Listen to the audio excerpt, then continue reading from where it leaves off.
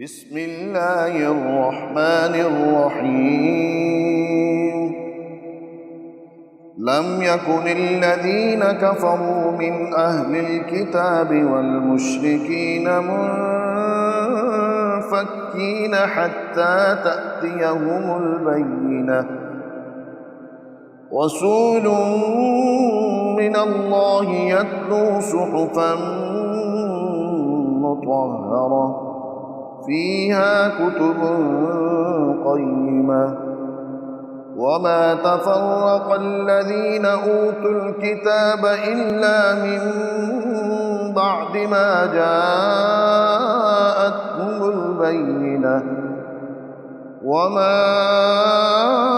أمروا إلا ليعبدوا الله مخلصين له الدين حنفاء ويقيموا الصلاة ويؤتوا الزكاة وذلك دين القيمة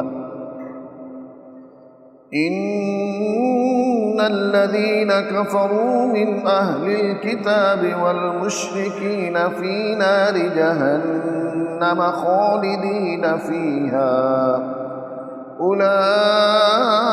هم شر البرية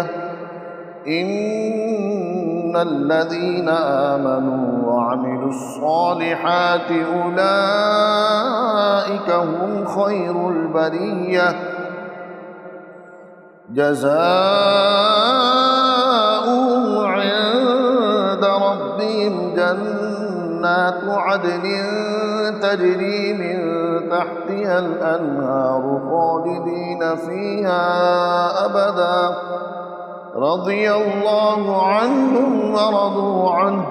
ذلك لمن خشي ربه